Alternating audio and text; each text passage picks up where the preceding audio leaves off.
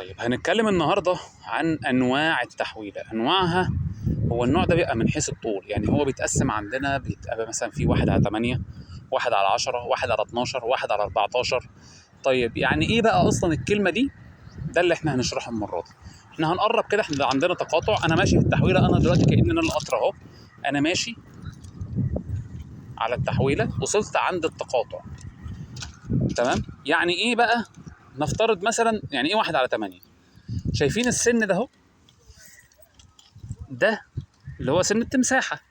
لو انا جيت مشيت من على السن ده كده، ومشيت في اتجاه الطوالي 1 2، هنفرض ان انا معايا متر، يعني 3 4 5 6 7 8.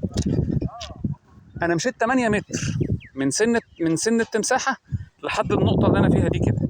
مفروض يكون حصل عندي انتقال عرضي من القضيب ده للقضيب ده مسافه متر.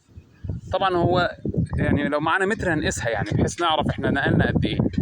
ده معنى كلمه 1/8 او 1/10. ال 1/8 يبقى انا همشي 8 متر في اتجاه الطوالي، اكون نقلت متر ما بين الطوالي، ما بين سكه الطوالي، ما بين سكه المحول، يبقى المسافه دي متر. لو 1/10 يبقى همشي 10 متر، واجي اقيس هنا الاقي الفرق بين سكه الطوالي وسكه المحول متر. طب لو 1/12 يبقى همشي 12 متر، ويكون الفرق بقى متر. لو 1/14 كذلك، وهكذا. تمام؟ يا رب تكون الفكره واضحه. اهو انا هاجي من سن التمساحه لمسافه 8 او 10 او 12 او 14 ايا كان اللي هو، عشان نعرف نوع التحويله. همشي بقى ايه؟ اشوف امتى تحقق معايا فرق 1 متر من القضيب ده للقضيب ده. ساعتها في اللحظه دي يكون انا كده حققت ايه؟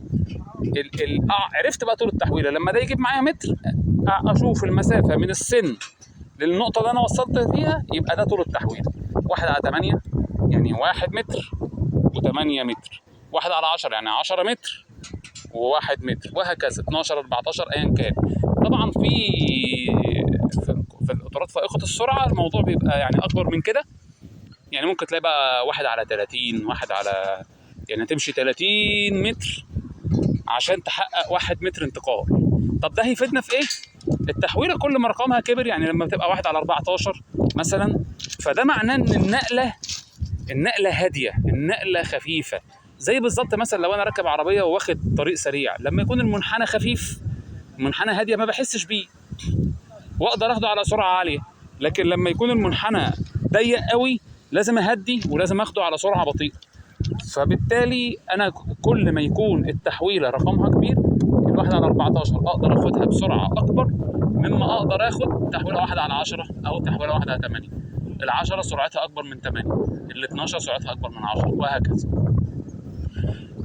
طبعا في الفائق السرعه، لان القطر اصلا سريع، هو غصب عنه هو هيهدي برضه عشان ياخد التحويله. بس بدل بقى ما يهدي بقى مثلا ل 30 كيلو، لا، انا ممكن اهديه ل 60، اهديه ل 70، بدل ما يهدي لغايه 30 كتير. يعني ان انا انزله من 200 مثلا ل 30 كتير قوي يعني.